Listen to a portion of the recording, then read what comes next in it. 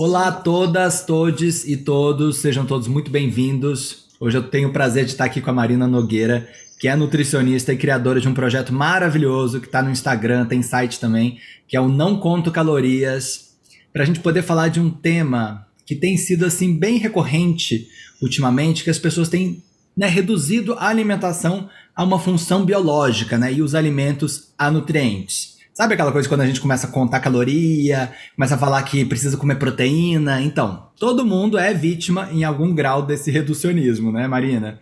Obrigado por estar aqui com a gente hoje, viu? Obrigada a você pelo convite, estou super animada, adoro falar sobre esse tema. Nossa, eu amo o seu projeto, amei te ouvir falando no podcast do Prato Cheio.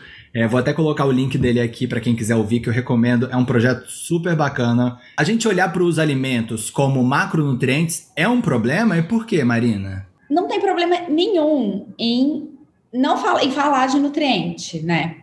Então, falar que tal coisa tem carboidrato, tal coisa tem proteína. Não é esse o ponto. O ponto é quando a gente fala do alimento só do ponto de vista nutricional. Então, assim, eu sempre falo que não dá para você falar de nutrição sem falar de alimentação. Você fica só falando, isso eu vou comer proteína, eu vou comer carboidrato. Você acaba exaltando muito um nutriente, né, e diminuindo o outro. E, geralmente a gente exalta a proteína e diminui todo o resto, só que todos têm o seu grau de importância. Esse é o grande ponto. E aí, o que acontece? A indústria aproveita e nada de braçada nisso, porque a gente começa a fazer um monte de produto falsamente bom e começa a conduzir a alimentação de uma população toda em cima de uma característica do alimento, né? E acaba tirando a parte mais importante, que é a alimentação, que é o nosso contexto social, cultural, os nossos sinais de fome e saciedade, enfim, todas as outras questões que são tão importantes quanto saber se você está consumindo muito ou pouco carboidrato, muito ou pouca proteína. Porque isso é importante a gente saber em algum nível. Mas se a gente reduz a isso, a gente acaba esquecendo todo o resto, porque a gente fica, fissurado naquilo, assim, as pessoas que têm questões com alimentação, que são muito baseadas na nutrição pelo nutricionismo, elas não conseguem pensar fora da caixa, elas só pensam naquilo, isso é muito sério, porque isso traz problemas, né? Bom, primeiro, se você está gostando desse papo, já se inscreve no canal, ativa as notificações, porque a gente sempre vai tentar trazer um tema aqui polêmico para poder te abrir a cabeça. E, Marina, quando você fala, de reducionismo, para mim, assim, a gente tira fora, quando a gente reduz a alimentação a quase assim um combustível para o corpo, A gente entende o corpo quase como uma máquina, isso seria um combustível, mas a gente deixa de fora, que nem você colocou, aspectos sociais, aspectos culturais, comer junto com as pessoas, esses momentos de prazer. Então, assim, a gente acaba tendo satisfações que não são a satisfação total, que a alimentação pode trazer. Isso causa algum problema para a gente em termos de uma saciedade que ela vai além só do alimento, A gente não está saciado dessa coisa mais ampla que a comida envolve, Com certeza, sim. A gente tem no nosso centro de recompensa, cerebral, ele não entende só a recompensa como um monte, por exemplo, de glicose que vai chegando ali. Ele entende também o prazer que aquilo te gerou do ponto de vista emocional. Então, assim, você come, sei lá, vamos pensar um brigadeiro, qualquer doce que for, uma goiabada, vamos pensar num doce mais caseiro. Com culpa, pensando que você está comendo uma bomba de carboidrato, etc. É como se... Eu costumo falar com os meus pacientes que, assim, sabe quando você está lendo um livro, você chega no final do livro e você fala assim, o que eu li? Aí você tem que voltar. É quando você está comendo muito pensando naquilo e com culpa, Porque é óbvio. Uma coisa é você comer e falar assim, nossa, estou comendo que hoje eu exagerei no açúcar e tal, não tá legal. Mas bola para frente, você vai lá e come bem depois, Tipo, tenta melhorar, do que você ficar lá pensando, meu Deus do céu, eu comi muito carboidrato, e sem contar que você tá na casa da sua avó, comendo uma goiabada que você ama, que você tá comendo um brigadeiro numa festinha infantil, aquele monte de coisa gostosa. Então, você manda uma resposta para o seu cérebro, só que é uma resposta incompleta, e ele fica procurando aquele prazerzinho. É o que acontece muito quando a gente usa a comida como remédio para outras dores, porque você não resolve outros problemas. Naquele momento ali, você pode até dar uma acalmada, mas você não resolve o problema, E eu acho que o nutricionismo, ele tem essa característica de te vender uma pílula milagrosa, sabe? Então, assim, o chocolate sem açúcar, o doce sem açúcar.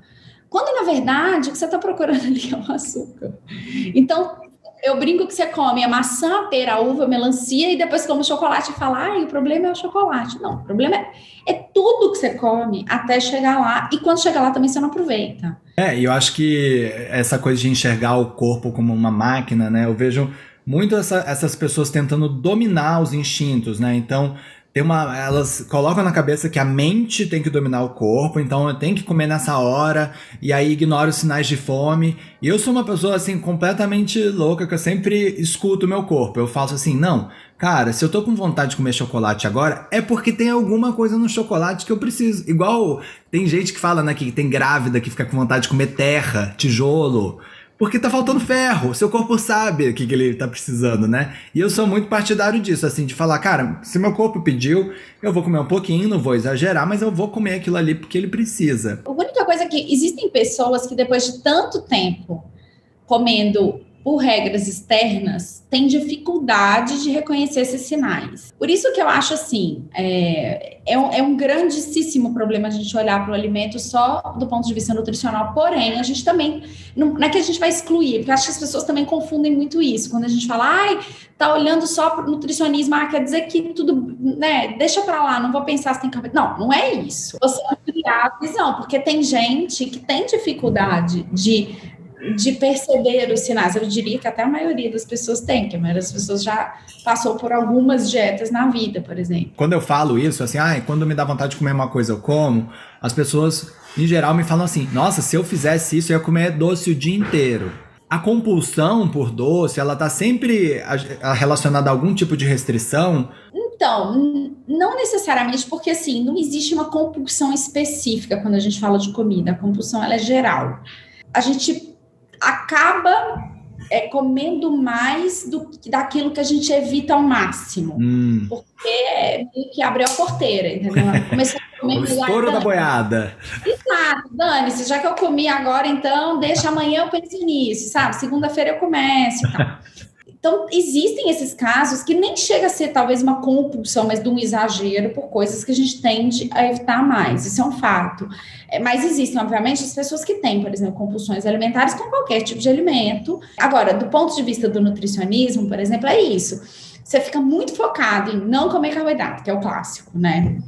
Ou eu preciso comer muita proteína. E aí seu corpo tá lá, meu filho, glicose, energia, rápido, eu preciso. E aí, o nosso corpo é muito esperto, e a gente sabe, então assim, você bate o olho no chocolate, seu cérebro já sabe que aquilo ali tá bombando de energia, e ele vai pedir, você acha mesmo que se tiver um chocolate ou uma banana, você tá com fome, porque seu corpo, ele tá entendendo aquele sinal ali como uma privação energética, você acha que ele vai na banana? Sendo que o chocolate é gordura, açúcar, sabe? Óbvio que não, entendeu? Então, você falou esse negócio de querer, a gente acha que a gente precisa ficar esse controle, que nossa mente controla o nosso corpo, não é bem assim, entendeu? Porque a nossa mente faz coisas com a gente, né, que a gente não pode fazer nada a respeito. Tem como a gente dar uma domada ali, mas essa ideia, e eu acho que isso casa muito com a ideia também de que se a gente comer tudo perfeitamente, a gente vai ter uma saúde perfeita, a gente nunca vai adoecer, sabe assim? Eu tenho uma teoria de que as pessoas têm muito medo de lidar com a vulnerabilidade, com o envelhecimento, dificuldade de lidar. Então, elas estão querendo comer muito bem para evitar. Só que, gente, vai acontecer. Todo mundo vai envelhecer, a maioria vai adoecer, vai passar por alguma coisa. Óbvio, se você tiver uma saúde boa, melhor, você vai enfrentar melhor. Mas, assim, por mais perfeita que seja a sua alimentação, é inevitável, né? E é muito difícil, né, da gente saber esse limite, né? Porque eu acho que comer saudável, né, essa busca por comer saudável é muito legal. Só que é quase uma linha tênue que a gente não sabe muito bem quando a gente está cruzando para já começar a transformar aquilo ali numa ortoexia, né? Essa coisa de querer comer saudável demais e de buscar 1000 suplementos e fazer o shot de manhã. E aí, de repente, a sua alimentação, ela vira uma função na sua vida, né? Não é ela que participa da sua vida, você que participa da vida da alimentação. Né? Total. E como é que faz pra gente entender esse limite entre o que é uma busca para uma alimentação saudável e quando já começa a virar uma obsessão, um problema? Então, você falou uma palavra muito certa. Eu acho que quando quando você começa a ter um pensamento obsessivo a respeito daquilo, já é uma coisa difícil, porque assim, toda obsessão, ela causa sofrimento, né? Quando você resolve comer bem, se você resolve perder peso, você resolve ganhar massa magra, você resolve fazer atividade, qualquer atividade que, né, vai te fazer bem. Tudo que você faz e aquilo ali te traz paz, você fica feliz com aquilo que você está fazendo, do tipo, não é feliz, porque tudo dá um pouco de trabalho e tem um momento ali de tipo, ai, que saco, meu Deus, tem que ir lá começar a fruta. Todo mundo passa por isso, mas assim, e quando isso não tem um peso muito grande, a recompensa é boa, tá tudo certo, a preocupação tá ótima. Como eu disse, não vai ser 100% perfeito o tempo inteiro, vai ter esses momentos de que saco, ter que malhar, mas você vai porque o resultado é legal, porque você sai de lá feliz, enfim, você consegue ver valor agregado naquilo.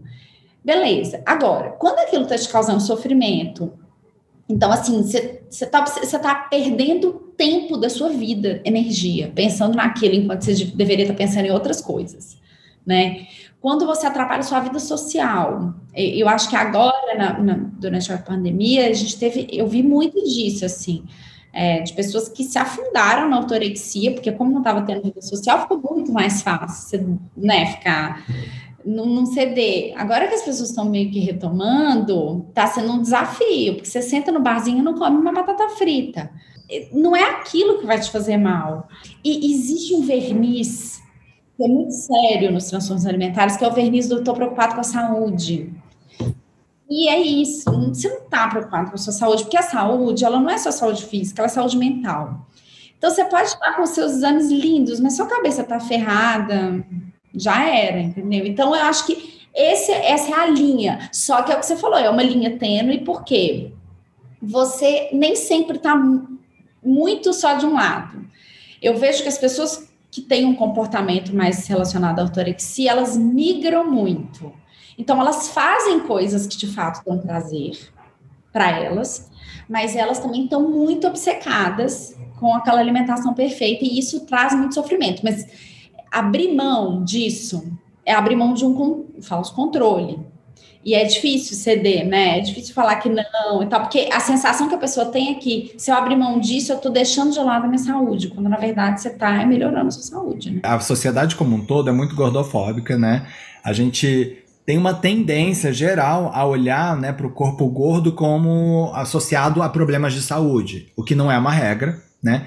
E a gente não vê todas as doenças da beleza, né, nos corpos magros e malhados, e não vê os problemas de saúde que essa busca por essa pretensa saúde ou por essa magreza excessiva causam, né? Hoje em dia você vê muita gente com problema de saúde, justamente pessoas magras, malhadas, mas que estão com problemas de saúde mental ou com problemas hormonais graves e que acham que na verdade estão buscando a saúde e na verdade estão se afundando em uma doença? Sim, eu acho que existem duas coisas assim que eu observo muito. Uma que são as pessoas magras, e na maioria é mulher, mas os homens não estão fora disso. Várias têm transtornos alimentares, mas várias não têm, só que tem um sofrimento grande, às vezes é um quadro de ansiedade, um quadro depressivo, muito, não causado por, mas muito engatilhado por essa preocupação excessiva. Os problemas hormonais, com certeza, porque assim, aqui a gente está falando de alimentação, mas a gente sabe que quando existe essa busca inalcançável pela beleza, as pessoas, elas acabam usando outras coisas. Mas eu já vi muitos casos de pessoas que são muito magras e que estão, né, sofrendo com ortorexia e que tem o cortisol muito alto, que tem o nível de gordura do corpo que já começa a ficar, faltar gordura para alguns tipos de hormônios. Tem muita gente que é muito magra e se alimenta muito mal, por fatores genéticos e, enfim, metabólicos. Talvez essa pessoa não tenha, por exemplo, tanta facilidade em ganhar peso, ou tenha um biotipo que é magro. O mesmo acontece com as pessoas obesas, os indivíduos obesos. Obviamente, se a gente, no mundo contemporâneo, e aí a gente está falando também muito da população que não tem acesso ao alimento bom, né, o alimento in natura, essa pessoa, ela vai comer muito industrializado, provavelmente ela vai ganhar peso e provavelmente ela vai ficar doente por causa das duas coisas. Agora, existe muita gente que está acima do peso, que não se alimenta só de comida industrializada e processada e etc., que é saudável, faz atividade física, só que o peso lá no IMC está acima de 30. E aí você vai olhar para essa pessoa e vai falar que ela não é saudável? Então, assim, é uma discussão, olha, infinita, assim. Existe a discussão se a obesidade deveria ou não ser classificada como doença. Todo mundo sempre me pergunta isso, eu falei, eu ainda não tenho a resposta. Tem um dia que eu acordo pensando que sim, tem um dia que eu acordo pensando que não. Porque é complicado, porque assim, não dá para você pegar a pessoa, olhar para o corpo dela e fazer uma conta de IMC, que é uma conta matemática velha, datada, e falar, olha, você é doente, você não é. Não existe isso. Outra coisa, existem pessoas que se beneficiam de emagrecimento para a saúde, mas emagrecer não é tornar-se magro. Então, o que eu vejo? Muita gente que está num caminho ótimo, começou a se alimentar bem, começou a perder peso, e acaba deixando de lado o tratamento e reganhando peso, porque a pessoa nunca ficou magra. E ela não vai ficar, e não é por incompetência dela, é por uma questão metabólica, genética, de biotipo. Tem muita gente que, né, que gosta de julgar os outros, que tem mania dessa coisa de, ai, cadê seus exames, né? Como se você tivesse que provar que você é uma pessoa saudável porque você é gordo, sabe? E fora que tem muita gordofobia entre os médicos, né? Tem uma amiga minha que é gorda, ela fala, nossa, toda vez que eu vou no médico, eu falo, eu tô com uma dor no fígado. Aí o médico, mas também, sabe? Como se tudo fosse um problema causado por causa dela ser gorda, né? Existe muito, assim, e um dos grandes problemas, eu acho que as pessoas acham que quando a gente fala de luta contra a gordofobia, a gente está falando de glamorização da obesidade. E como se, assim, glamorizar a obesidade fosse tipo assim, e aí, gente, como se todo gordo fosse gordo porque come muito o tempo inteiro. E não é isso, gente, porque assim, o que eu mais conheço é gente gorda que come bem e tenta e não consegue. E não adianta, assim. Não há santo que faça aquela pessoa ficar magra, ela não vai ficar, mas isso não faz dela uma pessoa incompetente, uma pessoa pior, uma pessoa menos saudável. Por que ela tem que ficar mostrando exame para os outros? Claro que assim, você está falando de um adulto consciente e que tem acesso à informação, não deixa de ser uma opção ele querer ou não adoecer. Fumar, gente, a pessoa não pode escolher fumar, né? Agora, acho muito chato esse controle da vida dos outros, porque assim, cada um decide o que quer fazer. Se a pessoa quer beber até morrer, gente, deixa ela beber até morrer. Quem sou eu pra ficar tutelando os outros? Então, assim, ou a gente entende o que dá para mudar em paz, com saúde, e o que não dá e segue em frente, ou a gente vai viver escravo. Eu tenho estudado muito o neoliberalismo, que é esse sistema que vai além da economia, que sempre está tentando colocar a gente para funcionar de uma mentalidade de uma empresa, né? De maximização de lucros, de evitar perdas. Então, hoje em dia, a gente vê as pessoas sempre querendo fazer algo produtivo, né? Fazer uma aula, vou ler um livro, vou escutar um podcast, preencher todo o tempo livre, como se isso fosse, de fato, te trazer uma otimização do seu tempo, né? Tem sempre esses fatores. E quando eu olho para a alimentação, eu vejo isso também como um sintoma do nosso tempo, né?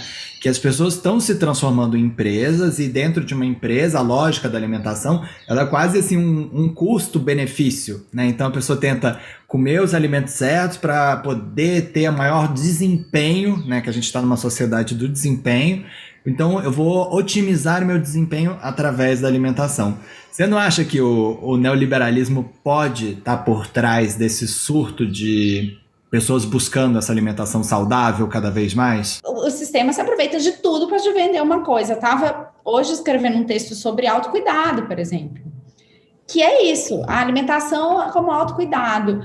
Gente, assim, vocês estão querendo um remédio para uma coisa que não é assim, não é um alívio que vai resolver, é uma coisa profunda e sistêmica. Então, a mesma coisa com a alimentação, não é a pipoquinha artesanal X com sal do pererê pororô, sabe? Não é a pílulazinha de vitamina C que vai resolver. Comida funcional, gente. Tem coisa mais sintomática do que pensar em comida funcional. Como se nenhuma tivesse função, sabe? Respondendo a sua pergunta, eu não sei se se é o neoliberalismo que está por trás disso, apesar de eu achar que faz muito sentido, porque é isso, cada vez se eu comer determinada vitamina, eu vou ter o desempenho melhor, eu vou performar mais, e eu vou trabalhar mais, e eu vou girar mais essa máquina, e eu vou consumir, vou comprar mais. Agora, eu tenho pensado muito a respeito e aí eu estou falando, obviamente, do meu lado, que é do lado das mulheres, se isso não é um jeito de deixar a gente continuar mantendo a gente mais burra e com menos tempo para gastar nas coisas que a gente deveria estar gastando, entendeu? Eu entendo que não só das mulheres, porque eu acho que é um jeito de silenciar todo mundo, colocar a gente muito preocupado com coisas que não é o que a gente deveria estar preocupado, mas do ponto de vista das mulheres é mais porque a gente foi moldada para ser mais voltada para isso, né? Para olhar para isso. Então, eu penso muito nisso. Será que não estão vendendo tanta vitamininha para mulher que tem, para a gente ficar, meu Deus, será que eu vou ter um dia essa doença, esse negócio, então eu vou tomar. Enquanto a gente já devia estar pensando em ganhar igual, entendeu? Total, faz muito sentido o que você está falando, né? Ter a opção de lutar pelo aborto, sei lá, por todas as causas que permeiam o mundo feminino. Então, existem muitas pessoas que falam sobre isso, né? Enquanto a indústria da moda, do wellness, enfim, é um fortalecimento do machismo, te deixar sempre muito desconfortável. Então, assim, você acha que você está comprando beleza e conforto, mas você não tá, porque na hora que você completar aquilo ali, você vai querer outro e outro. E não adianta, a gente cai, todo mundo cai nessa, entendeu? Eu acho muito sintomático né, que sempre que você fala assim para uma mulher, você fala, nossa, você tá tão bonita hoje. Ai, não, mas ela sempre vai tentar se autodepreciar logo em seguida, né? Não, a gente não é educada para receber elogio. Agora, você falou essa coisa da alimentação, eu acho que um exemplo muito interessante que a gente tem a respeito disso é a turma do Vale do Silício, que sempre está numa moda nova. Então, no episódio lá do nutricionismo, eu não sei se nesse ou no outro eles falaram sobre o Soylent. Eu acho que lá, por exemplo, que essa sociedade de desempenho, o negócio pega fogo, é isso aí, né? Você tem que virar à noite trabalhando e apresentando resultado e conquistando e inovando, porque inovar que é o mais difícil, que eu acho que é o que gasta menos energia, né? Você tem que inventar coisa nova.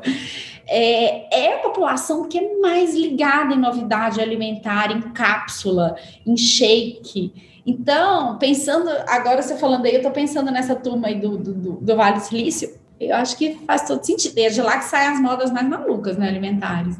Não, tem umas modas que é isso. Ah, não, agora tem que ficar tantas horas sem comer, agora tem que não sei o quê, agora tem que tomar isso, agora tem que tomar... E no fundo, eu fico pensando assim, nossa, a gente, né, sobreviveu até hoje, todo mundo comendo. Inclusive, eu tô lendo o Sapiens e o Yuval Harari, ele fala que quando a humanidade passou a ser sedentária, passou a ficar no mesmo lugar, a expectativa de vida caiu, porque antes a gente era caçador-coletor, ficava andando por aí, pegava um pouquinho de cada coisa e ali tinha uma variedade na alimentação, e depois que a gente ficou sedentário, a gente passou a se alimentar de menos coisas. E o que eu vejo, essa galera tentando sempre simplificar, sempre deixar mais fácil para sobrar mais tempo, para você poder trabalhar mais, gerar mais valor para o sistema. E essa galera acaba comendo sempre a mesma coisa, né? Então, sempre, todo almoço a minha tilápia com não sei o quê, com sampita, com brócolis. E aí, André, eu acho que tem um outro problema muito sério também, assim, que a gente esquece de fazer um recorte social do problema verdadeiro. Então, assim, fica todo mundo falando assim, tem que preocupar, porque a obesidade. Gente, é um problema, realmente, as pessoas têm ganhado mais peso, têm comido mais. Só que a gente está falando de dados populacionais. O que é a população do Brasil hoje, entendeu?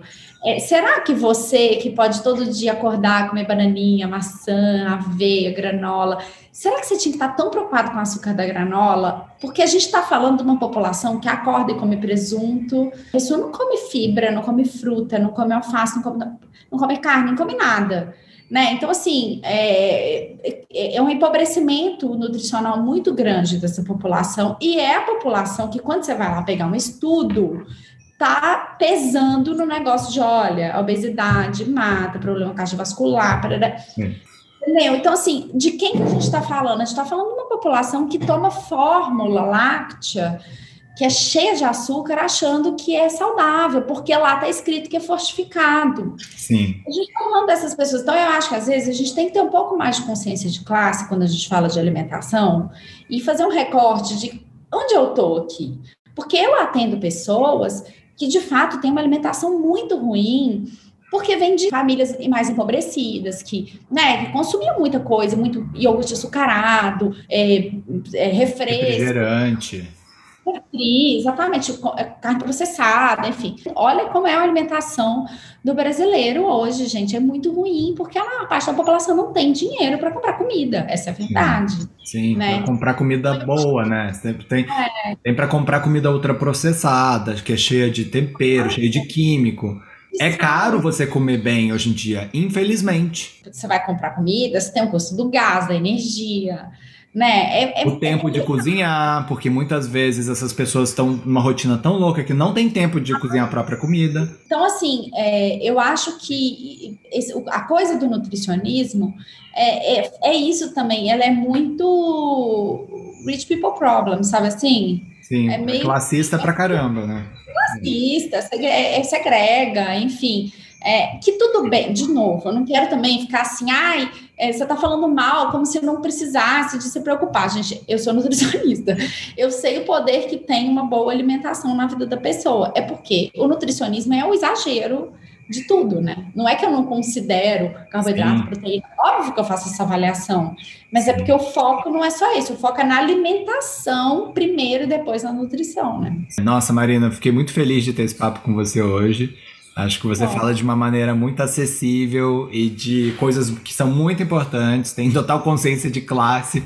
Então, parabéns pelo seu trabalho e obrigado por ter vindo falar aqui com a gente. Sigam o projeto da Marina, vou deixar as redes dela aqui embaixo também. E se precisarem de uma consulta, né, podem se consultar online também? Pode, agora eu só tô online, eu ainda nem voltei pro presencial. Ótimo, então tá. Beijo!